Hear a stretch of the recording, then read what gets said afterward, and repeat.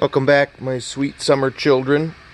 We left this last night after we screwed it down with some, we did use, and by we I mean me, some polyurethane construction adhesive. Love that PL Max in a plastic tube, and I don't think there's one here. Here it is, another urethane product, but it's a all plastic, kind of a gunmetal tube. There's other PL construction adhesive, which is also great, but this is the very best of the best. This is what I glued those ends of those polyethylene bottles into those hole saw holes to make those corbel rosettes for the set, and I can't believe how great that sticks to plastic and wood. Anyway, bing, bang, boom.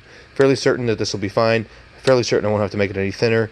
Fairly certain I've jinxed myself at this point saying it that many times. I've got a cool, like, modern art thing happening here. This is a satisfying part. What I did was note on here, I got an X inside of some lines where I already had filled the cavity up tightly and then like sliced it off before I applied this. So I knew where I had empty spaces here, and I sort of put a half-inch hole in the middle and one toward each end and filled in either direction until it was rising out to basically create, it's all very basic. What I've created here is a composite polymer treated sort of area, and it's very contemporary. It will be ideal to put that door on here. I also snapped my line so it's copacetic with the bottom edge there. Took that rip off. There he is there. But I'm feeling good about this, and generally speaking, this is the best area of this side of the house overall. And so all we got to do now, we're at the surface here, and I really couldn't drum up what was going on here when I was sitting at the desk drawing, but I ended up out here. It was just easier to add 1.5 inches starting at the face of the foundation, which is where I created the plumb surface of the beam. Had I tried to make a plumb surface on that beam any further back into the structure, I would have been smashing into the top of the foundation wall with my Sawzall to complete that cut, and then I may have been able to set this 1.5 inches back in there so this was flush here.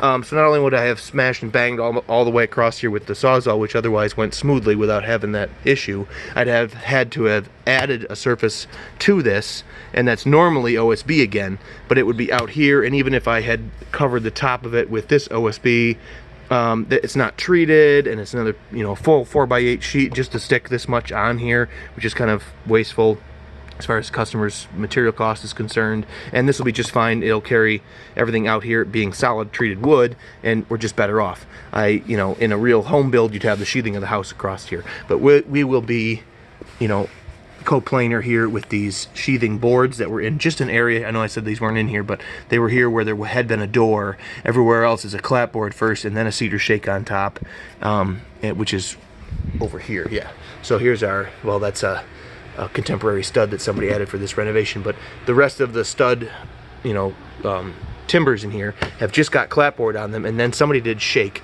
and I don't know how you nail shake to clapboard without, by hammering, or you just have the clapboard smashed all to pieces and everything would be bouncing. So the shake was nailed on with a gun, which makes me think the cedar shake happened in the 80s here, late 70s, 80s at the latest, as far back in time. It could have been newer. They've been painted a couple times here, probably with this addition here, the concrete block versus the stone. But unfortunately, there's only clap on here for sheathing. So we'll be looking at how to sheathe our framing over here to run in behind and be able to link up and continue the shake there, and how to sheathe over here with something more like 7/8 or whatever this is. It's a bit greater than 3/4. We may fudge it a little, and then to run in our shake on top of that and make repairs. We kept our pieces that came out here, so we have the yellow shake already. Probably just need a little painter's caulking, and we'll make like a quart to match that and just paint around to do the areas to either side of the arch and stuff top. So anyway, these are going to all be 3 rather than 3.5. This gap in here. So we ripped all of our nice straight Doug fir 2x4s. I use Doug fir sticks for renovating purposes when I need a handful. If I'm going to build a new build, it's a serious cost differential, but worth it for the half dozen we're going to use here. Made them all 3 inches, and so we'll put a little piece of sole plate in, and then we'll put we'll put our kings. I gotta worry about how to work at that header. I'll make the header. I might stick the kings to the header ends and try to send that up in here somehow and add the jacks. It's going to be a bit of surgery here because I don't want to clear everything out of the way to just be able to set it in place, because it's just so much more finishing back to it. So we're going to try and build it in place and save ourselves the effort. And then it'll be a matter of getting our hooks in Don and his son Don, the Dons, to put the door in place. But can't wait for that. It'll be this week, so stay tuned. Thanks for watching. We'll see you.